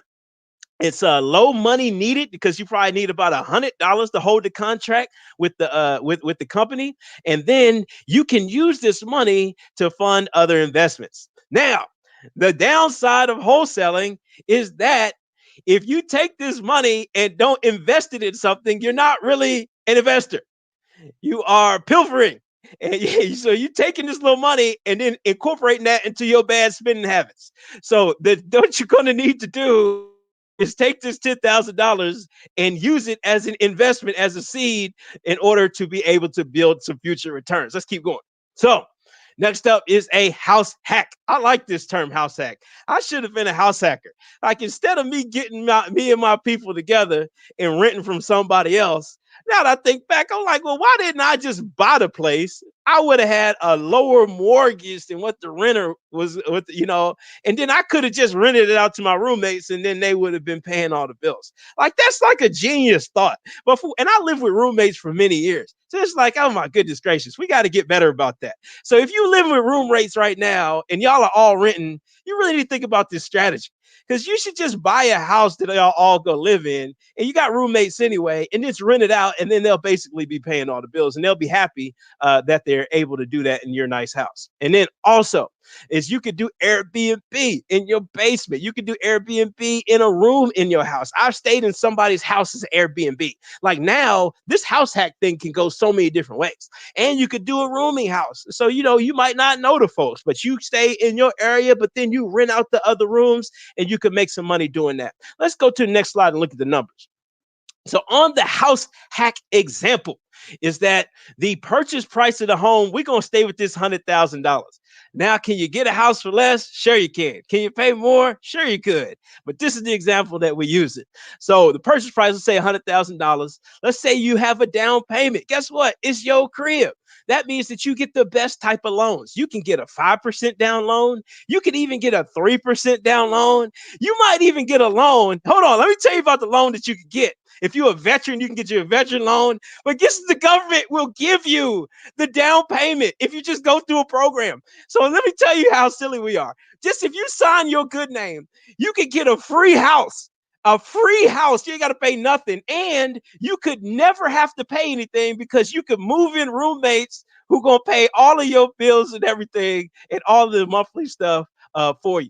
So check it out. The down payment be $5,000, closing costs $2,000, rent prep, let's say $3,000. So this is me saying that you're not getting any of these government assistance. You paying the highest down payment for a homeowner loan, 5% down, and that you got all these closing costs and everything else. I want to be conservative. I'm not only want to tell you how good and sweet it could be. You could be paying nothing. Let's go to the next slide. So let's say you had 10,000. You took that 10,000 from that wholesale deal, and you got yourself a personal house. And let's go to the next slide. And then you was able to now rent out the other rooms in the house or the other apartments, if you made them into apartments, however it is, for $1,200. Your mortgage payment, including your taxes, your insurance, all of that, $650. So now the other expenses, just in case you got some utilities and stuff, you'll have, let's say, $150. Then you, not only that, we gonna put away some more money just in case some stuff breaks, and it always breaks. So you got to have a little fund over there, a little reserve. And now, net, not only did you move in this house for the money that you just earned in the real estate market, or potentially if you did it right, you didn't pay a daggone thing. And now you getting a monthly cash flow of $250 in your pocket just to live in your own crib. Man, it don't get any sweeter than that. And the benefit is living for free. Man, that's priceless. Priceless. When you know that you have flexibility over your time to be able, I bet you're gonna be a better employee if you had flexibility to know that your bills was paid. You're gonna be able to say the things that most people won't, do the things that most people aren't able to do in the workplace because you're free. So live in tenants is the watch out. Is that that's the thing. And so you got to be ready for that. And some of us maybe ain't ready for that situation, but other of us who want to are. So let's keep going. Next topic is going to be the fix and flip. Oh, I love how Nicole talked about the fix and flip. So you know what that is. You buy it at a low price. So I bought that house as an investor for a price. I'm gonna add some repairs to it, and then I'm gonna sell it at a higher price, and I'm gonna get the difference. All right. So come on down. Let's go to the numbers. This is critical. So let's say the purchase price of I'm getting is $60,000. The down payment, let me tell you about this right here. There's a thing called this is just an example I'm gonna give you. It's called a hard money loan. This is a beautiful thing.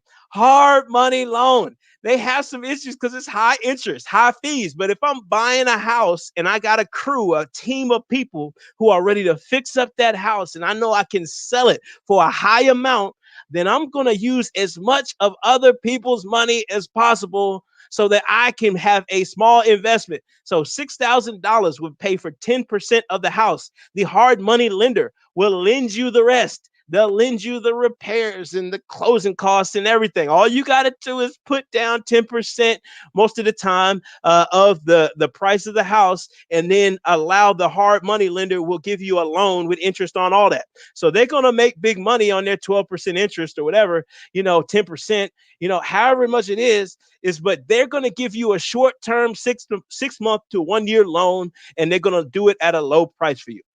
The closing costs and all that stuff. And so let's say the $40,000 repair budget, all of that stuff. So your cash at close is $6,000. So now you are leveraging over $100,000 and a whole house that is going to be in your name for $6,000, which you've already earned from your tenants in your house hack, or you've earned it from your wholesale deal. Keep going to the next slide. All right. So here's what you get. It's like now the purchase price of the house, $60,000. We're going to rehab it and fix it all up, make it all nice and pretty and beautiful for $40,000. We're going to have some closing costs. We're going to have some holding costs like insurance, utilities, and fees.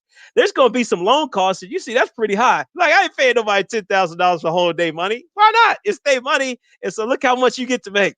Closing costs and realty fees to sell it. You got to make sure you're thinking about that too. And so we got a sale price here of $150,000. And this is real numbers in this market. You can do this all day long. And so the total cost of what the expenses were is $125,000. And so for your $6,000 investment, and you got $25,000. And guess what? That ain't even really a great deal. Like, it gets much sweeter than that. You should be making a lot more than that. Or you can make less than that because you might not know what you're doing, and you might be overpaying for things, underpaying for things, but don't let that stop you. What I'm trying to tell you is, if you buy right, there's plenty of enough money. Even if you made $500, guess what? The experience is priceless. All right. So benefit is you get a big return on investment. You get a low initial cash investment and high return potential. But there's some watch outs here. Fixing and flipping is time intensive. Anybody who tells you is not telling you the truth.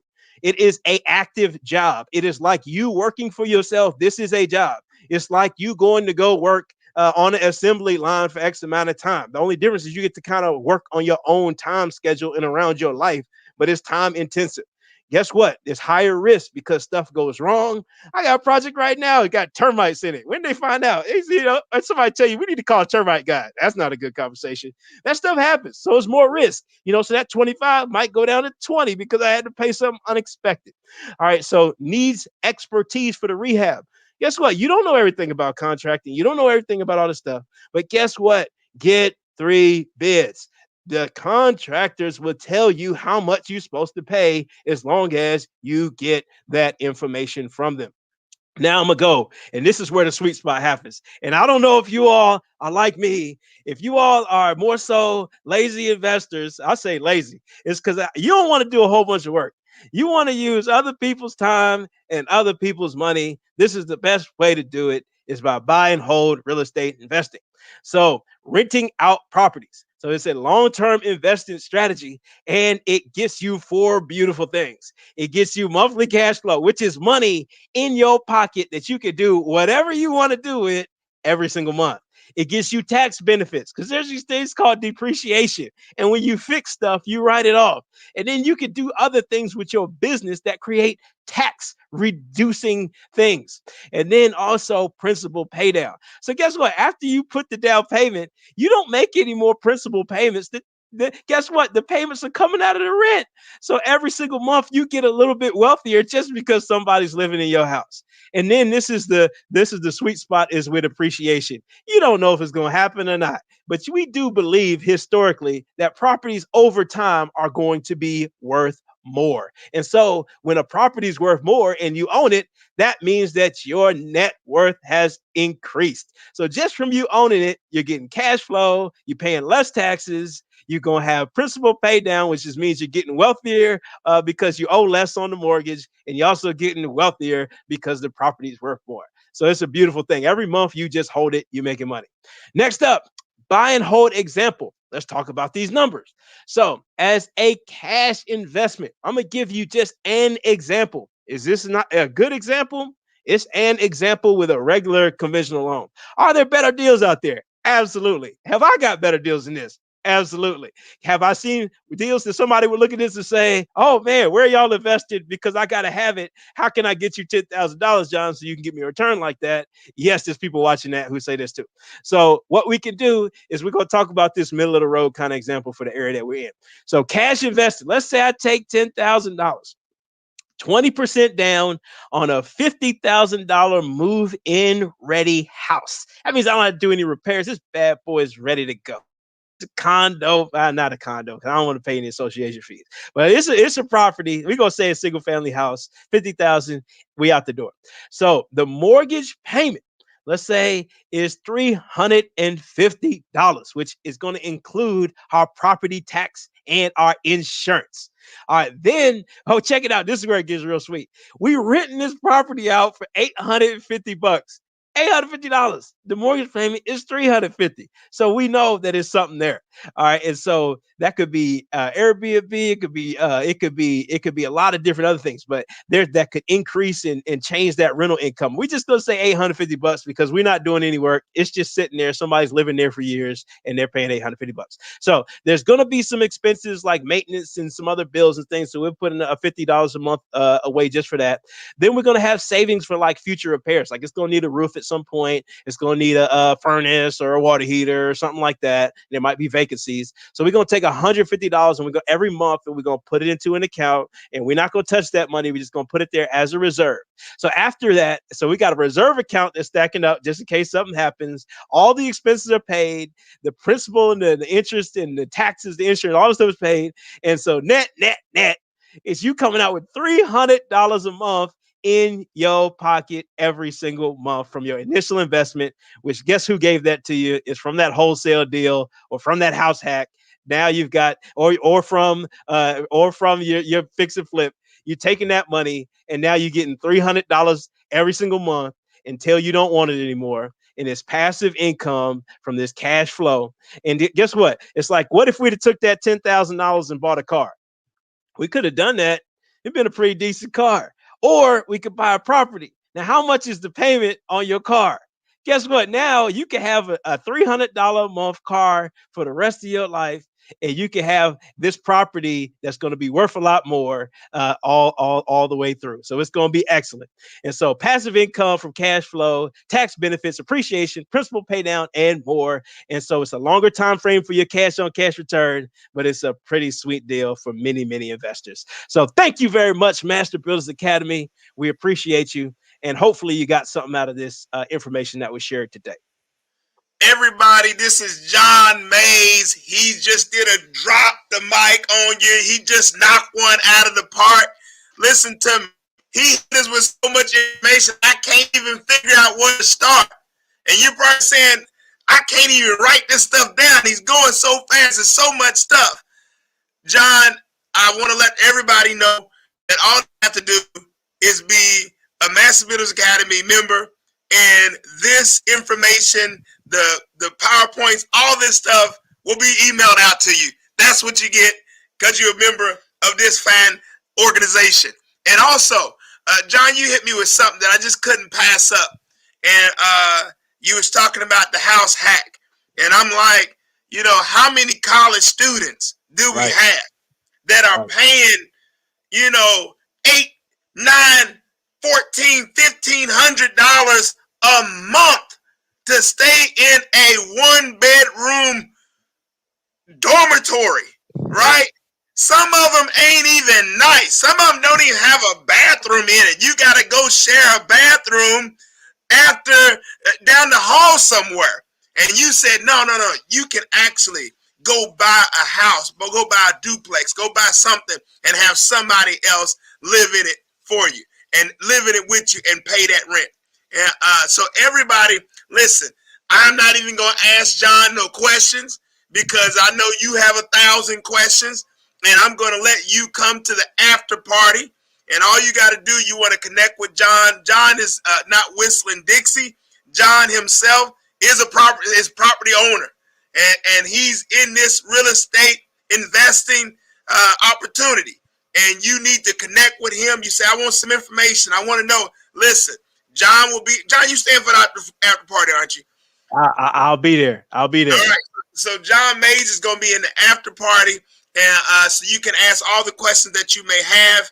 You need to sign up as a member. Listen, I heard that Facebook fell off, and I don't know why. We don't know why, but we put it in the chat for the Facebook folk to come over to the YouTube side. So again, see you, John, in the after party. Appreciate you, man.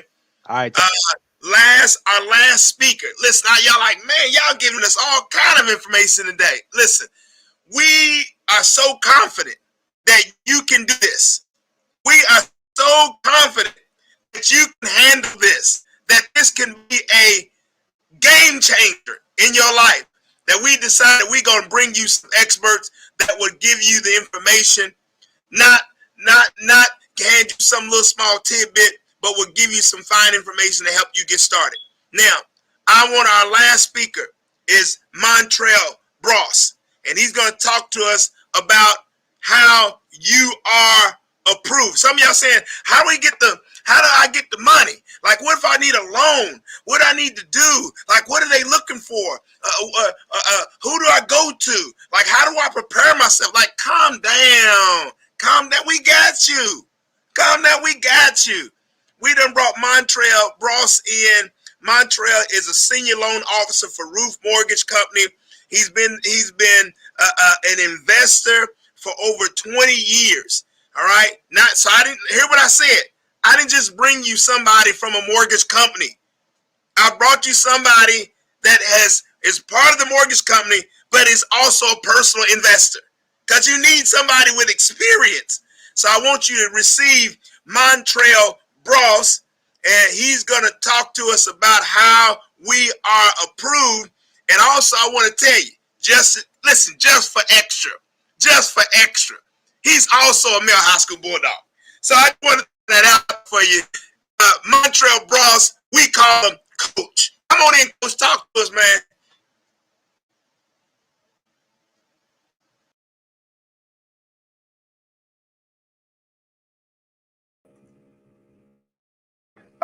First, I just want to say thank you so much for having me. It's always a pleasure to be able to speak the knowledge and kind of regurgitate those knowledges and experiences that I've had over the past 20 years plus of being a personal investor myself.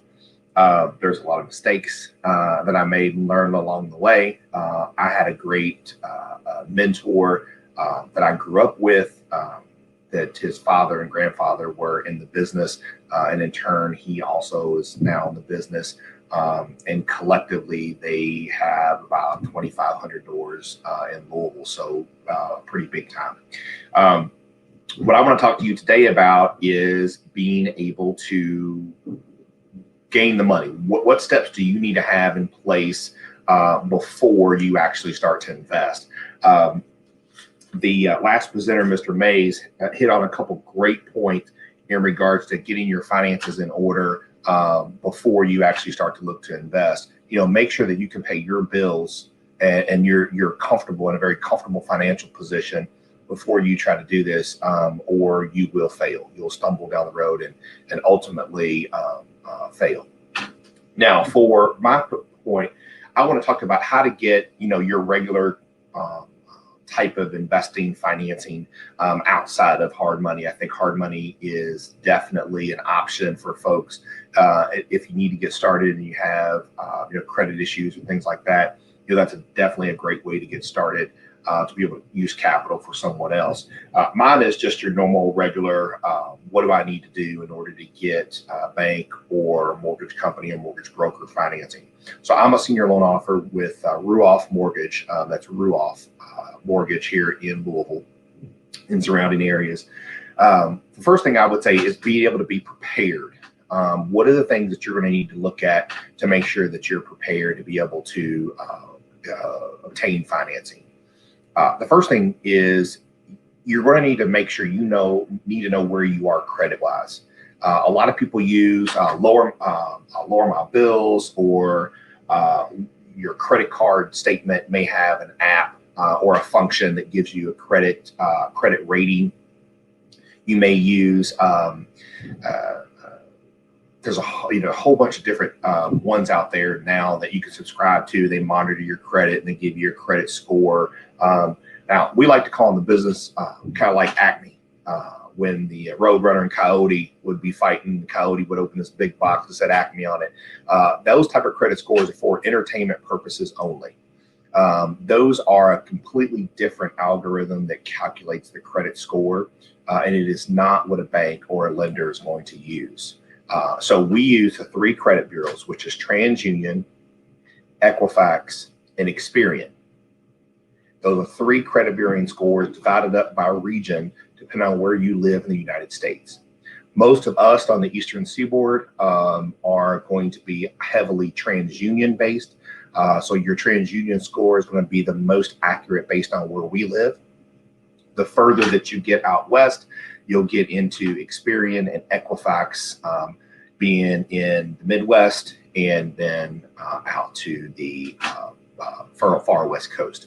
A lot of creditors don't have to, nobody has to report to the credit bureau at all. And then they can also choose what credit bureaus they do report to. It does cost the lender a fee in order to report that information to credit bureaus. So a lot of your credit unions, smaller banks, things like that are going to just report to TransUnion, which is going to be the regional. Now your larger international or larger commercial banks, or larger credit cards like anything Visa, MasterCard, Discover, those are going to, American Express, those are going to report nationally and report to all 3 credit bureaus. Now, what you can do to save yourself a credit inquiry, you can go to each of those 3 websites, so transunion.com, equifax.com, and experian.com. You can go to each one of those, and one time per year, you can get a copy of your actual credit report for free. So transunion.com, equifax.com, and experian.com, you can get those information for free. Now, that is not the information that you're going to get from these credit monitoring people that are online. I can't even think of the name of it. I talk to them about it all the time, but there are typical ones that you can get online and get your credit score. That's not what you're looking for. So if you go to all 3 credit bureaus, you can get your annual credit report for free. Again, for free, and it does not cost you an inquiry on your credit report. Now, that's not going to give you a credit score, but what that will do is allow you to print it out, and it will allow you to look at what is the content of your credit. The content of your credit is going to make up the score. Although you don't have the score, you can go down through there and make sure you're looking for things like items that are reporting to your credit report that are incorrect.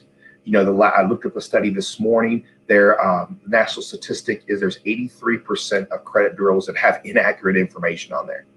The weatherman is more accurate than your credit report, quite frankly. So you want to make sure that you're looking at that information and making sure that you know who you currently owe and that you're reporting and making payments on a monthly basis.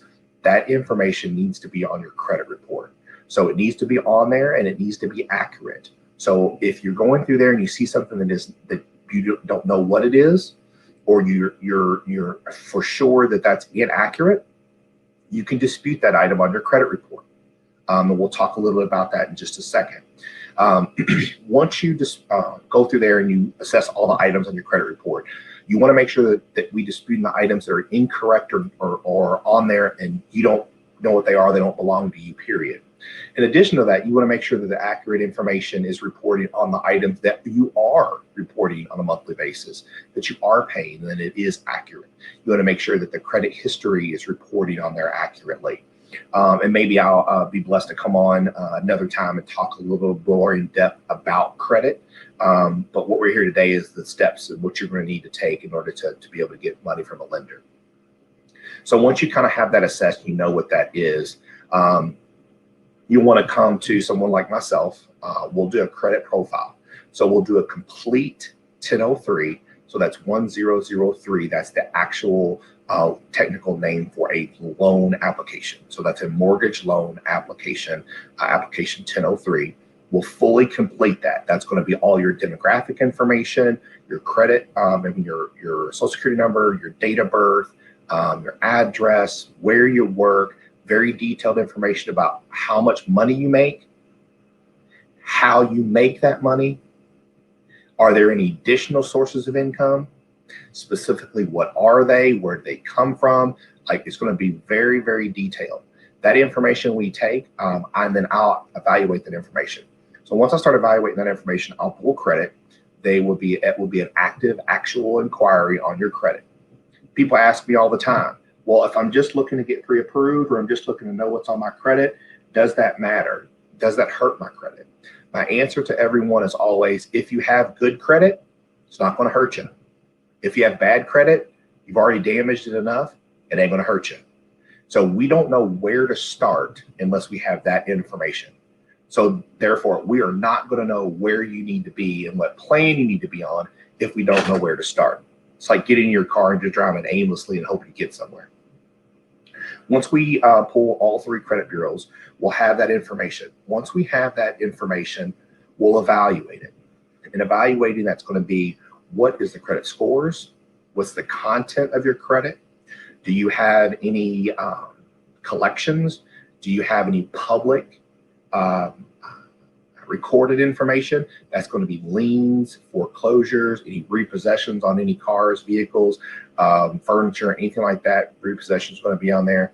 If you filed bankruptcy, deed in lieu, foreclosure, had a short sale, Chapter 7, Chapter 13. If you had a business and had Chapter 11, all of that's going to be on your credit report. So we're going to evaluate that. So when we evaluate that, we're also going to go over that with you to make sure that information is accurate. And then from there, we will look at the three credit scores. So we'll look at the three credit scores, TransUnion, Equifax, and Experian. We will take the middle score, meaning we will throw out the highest score, we will throw out the lowest score, and we'll keep the mid score. So that mid score, depending on what loan type you're going to be looking for, is a minimum score requirement. We can do loans down to 580 if you're purchasing a single family residence as a personal primary residence, owner occupied. We can do down to 580. Depending on the credit score and what you're looking to do, those credit score margins and tiers tick up from there. If you are applying and want some government assistance for down payment monies, like Kentucky Housing, we have to be a 620, 640 range. If you want to do a 3% down loan, for instance, like with Kentucky Housing, that credit score is going to need to be a 660. So there's varying ranges there depending on what type of loan that you're looking to get. And that can depend on what type of property you currently own. So if you currently own a primary residence and you want to get a rental property, like we're discussing today, there are credit score tiers for that as well. And now what we're going to do is we're going to take a look at a couple different things when we start calculating the numbers. So when we start looking at the numbers, we're going to look at a couple things. If you're looking at an investment property, we're going to be looking at loan to value. We're going to be looking at your debt to income, or DTI. We're going to be looking at ROI, so it's your return on your investment. And you're going to be looking at your rent rolls. And I'll explain each one of those. So LTV, which is loan to value, that is a very simple calculation. It's what do you owe, or what are you going to owe or put down on the property versus what the property is worth if you currently own it. If you're purchasing, it's going to be based on the purchase price. So let me say that again. Your loan to value limits are going to be based on your purchase price. So for instance, if you're purchasing a property that's worth $100,000 and you're only paying $50,000 for it, we're going to go off the $50,000 purchase price for our loan to value calculation. Okay. When you look at debt ratio, or DTI, the debt ratio is how much money are you bringing in on a monthly basis versus how much debt are you servicing, or how much debt are you paying out each and every month on a monthly payment basis, not how much you owe. So for instance, if you have a credit card that's $1,000 balance and you're paying $28 a month for that, we're calculating $28 in the debt ratio, not the $1,000 balance. So that's a common misconception. When we start looking at that on your ROI, what is going to be the return on your investment? And your return on investment, that's where we start looking at what is the value of the property versus what you're purchasing it for. Again, the same example, you're purchasing a $100,000 property for $50,000. We're going to look at the return on the investment on that and what that's going to look like. When we start looking at your rent rolls, when you're purchasing the investment property initially, we will count $0 of expected rents or future rents as income versus the amount the payment's going to be. So let me explain that. If you're doing a $100,000 property and let's say your payment's $600 a month, calculated from us for taxes and insurance, principal and interest payment, we're going to hit your debts with $600 a month additional payment. Okay, so let me explain that a little bit. If your current debts, meaning your car payment, when I mean debts, those are all debts that report just to the credit bureau. We're not going to count your light bill, your water bill, anything like that. So if you currently have a property now, we're going to count your monthly mortgage payment. We're going to count a car payment if you have one. And we're going to count, let's say you just have one credit card. So let's say you have 3 debts: primary residence mortgage payment, car payment, and a credit card. Okay. Let's say those total dollar amounts are $1,600 a month. Okay. If those dollar amounts are $1,600 a month, we then are going to take a look at your current debts plus the full debt load of the monthly mortgage payment that you're looking at. So in the example, let's say your mortgage payment on the rental is going to be $600, then we're going to count your total debt load at $2,200 a month. Because you've not rented the property, you don't have history of any rental agreements, any rental dollar amounts. Therefore, we're going to collect the full dollar amount from you, and as far as counting that toward your debts. Okay. Now, if you currently have a rental property and you want to buy an additional rental property, what we will count as far as rent rolls are concerned, we will calculate a 25%, again, a 25% vacancy rate. That's typical. Now, COVID guidelines, we have to now count 30% vacancy rate. And what that means is we will give you credit for only 70% of the rent rolls in which you are collecting. So very simple calculation. If you have $100 rents that you're collecting on a rental property, we're only going to count $70 of that as income for you. That's really important in that if you're looking to offset your payment on a rental property that you currently have, then you have to have rent rolls that are over your monthly payment with the additional 30% that we're not counting for you. Okay. Once we take that loan application, we'll work through it and we'll get you pre-approved. And we'll say, hey, based on everything that you've calculated, everything you've given me, everything that we've talked about, documentation that you've given me, we're going to get you pre-approved. That pre-approval is going to be good for up to about 60 days, provided that your credit position does not change. Meaning you don't go buy a car, you don't increase your debts that you currently have, you don't create any new debts. So that's worth about 60 days dollar amount there. We're going to give you a dollar amount. We're going to give you a dollar amount based on, initially when we took the application, we said, where do you want your mortgage payment? Where do you feel comfortable based on that mortgage payment? And that mortgage payment, you need to calculate being comfortable based on what the rents of that area are going to be able to uphold. Okay. So you tell me, I would like my rents to be X amount of dollars. My mortgage payment to be X amount of dollars. Okay, great. I'm going to take that, work that backward and say, for you want your payment to be $600 a month on the rental property. Here's how much rental property you can buy for a payment of $600 a month. Here's what your purchase price needs to be. If you have a purchase price idea, a property that you're looking at, I can work it forward and say, okay, for this purchase price of the property that you want to buy at $80,000, here's how much your mortgage payment is going to be on that property. And that, therefore, you can assess, okay, I know that I can get rents of X amount of dollars. This particular mortgage payment is going to be good for the rents in which I'm going to be getting. Okay. Documentation. So a lot of people always ask, what kind of documentation is it going to take? What am I going to need when I go to a lender? Like, what am I going to need to say? And what am I going to need to have? So the documentation you're typically going to need to have is going to be, however you are paid, you're going to have 30 days worth of that payment. So for instance, if you get paid every week, I need 30 days worth of paycheck stubs. If you get paid every 2 weeks, still need 30 days worth of paycheck stubs. If you get paid once a month, I still need 30 days worth of paycheck stubs. Typically, I'm going to need tax returns. So I typically need 2 years tax returns. So the current file year plus the previous file year. So right now, a lot of people haven't filed their 2020.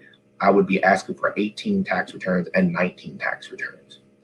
Depending on the loan type, I may just need W-2s. So right now I'm getting a lot of approvals where I just need W-2s and not taxes. So I'm asking for 18 W-2s, 19 W-2s, and 2020 W-2s.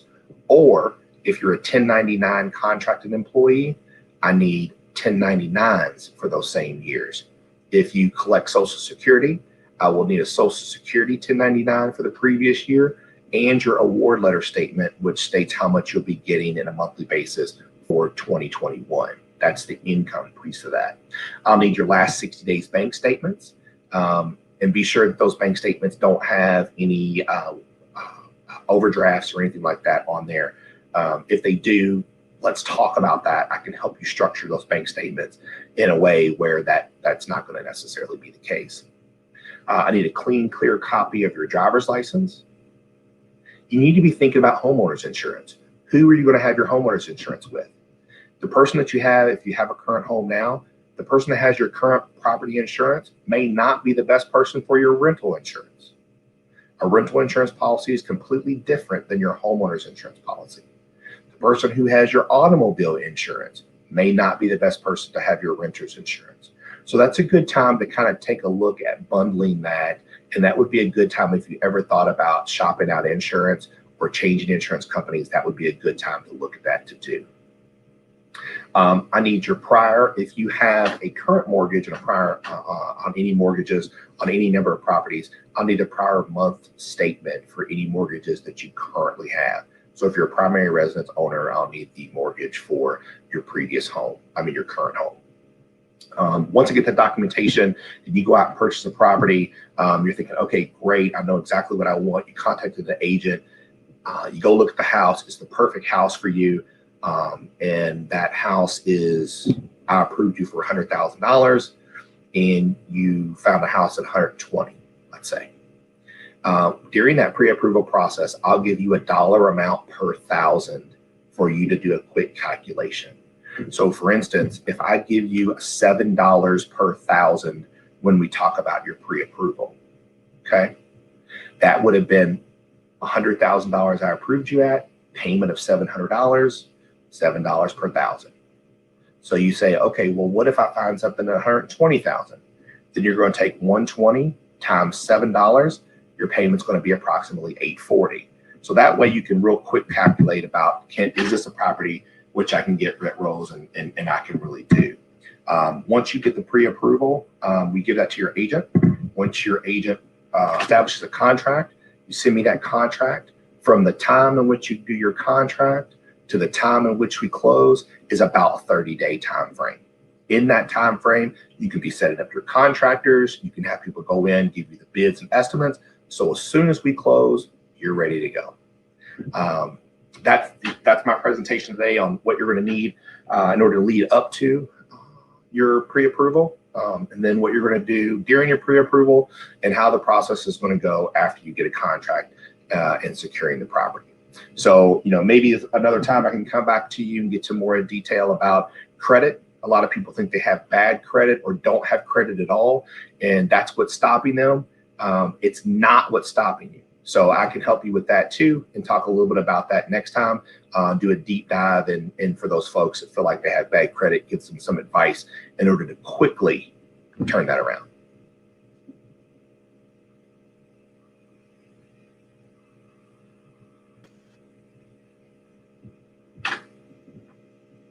Really appreciate you. You really are. I know you're a football coach, but today you was our mortgage coach today, and we really appreciate that. And I hope everybody that's listening, I hope you caught Montrell's information. Montrell's going to hang around with us as we go into the after party. We'll spend a few minutes in the after party, and you'll be able to ask whatever questions that you may want to ask of him. And I'm telling you something. When we talk about building our team, we need to know that part of you need to have on your team is a guy like Montrell that will help you. Listen, you can see now he's not just a mortgage guy, right? But he's also somebody that can help coach you on the things that you need to do to prepare to be ready to go get your approval, right? So, Montrell, really appreciate you, man. Good seeing you. And I really appreciate you joining our team today. All right. Thank you so much. Go Bulldogs. Go Bulldogs, baby. All right. Now, everybody, we're going to close out. Uh-oh. Oh, okay. Well, thank you. Man, listen, I didn't ask them to do that, so don't be thinking that Oh, look. Okay. Well, look at God. All right. So today is my birthday. I turned 23 and a half for the second time of my life. So I really appreciate everybody. Right now, I'm going to ask Miss Andrea Ford, such a lovely lady. I'm going to ask her to come in. And if she would just show us and tell us about maybe our new members, but also those people that want to join and want to become new members, please tell us how we can do that. Andrea Ford. Hello, Master Builders. So happy to have everyone join us today. Wasn't this a great forum? It was just awesome. And, if you missed anything at all, don't worry about it, because all you have to do is share the link. You can copy the YouTube link, share it to your Facebook, share it to an email, send it to your friends. Look, don't be stingy. Share the information. Everyone needs to know this so we can all go up together. Now, also, I want to let you know about our MBA membership opportunity. So to join Master Builders Academy, for adults, it's only $100, and for students, even less, $50. With that, you will get to join our Master Builder Academy community, where you'll have opportunity to share your business, be highlighted on all our MBA platforms. You'll have access to all the materials that are presented in the forums, like some of the PowerPoints you saw today. And you will also be invited to join our members-only Facebook page. That's where we share all our information. If we hear something throughout the week and we find out some information, we put it in there. The members can chat throughout the week and all throughout the day. If we come up with something and we want to share that, we share that with one another. Or if we have questions, we can be out looking at a property, have a question, and we can put that in the members only Facebook, and someone will respond so that we can all learn together. Also, you'll get an invitation to member-only events. and also the member only after party, which happens today after this forum. So members, you should have got your Zoom link. If not, you can send an email to masterbuildersacademymba@gmail.com, and they'll send that Zoom link over to you, members. And also, you'll receive VIP status at our 2021 Master Builders Academy Hope Forum, and that'll be coming up later this year. So anybody who's interested in becoming a member of Master Builders Academy, go ahead right now and send that email to masterbuildersacademymba@gmail.com. Now, we do have some new members that we want to present today. So we have some people that have joined in with us. So some more 2021 members are Thermus Boykins, Dana Horton, and Aisha Hayes Taylor. Hope I got your name right. So congratulations and welcome to Master Builders Academy to those new members. And now we will end just as we began, and that's in prayer. If everyone will bow your head. Dear Lord, we just thank you for allowing us, each and every one of us, to come and gather together for Master Builders today. We pray, oh God, for everyone that was listening to this forum, that you would allow them to remember those things that they learned. Go back and watch it later and allow those things to help them grow. We pray, oh God, that you would send understanding, wisdom, give them energy, oh God, give them strategies, help them with the ability to succeed. We pray, oh God, also for our leaders, not only in our cities, but in our state and in our country. Lord, we pray that you keep us and keep our families safe and healthy during this time. And we thank you and we bless you for it. Until next time, God bless you all. We'll see you at the after party. You know what? Not just the members this time. Everybody come to the after party. Can we get a link up so they can get the information? Come on to the after party, everybody, so you can get some more of this great information and ask those questions that you were thinking about as you watched the forum today. All right, get this information down and we'll see you at the after party. Bye-bye.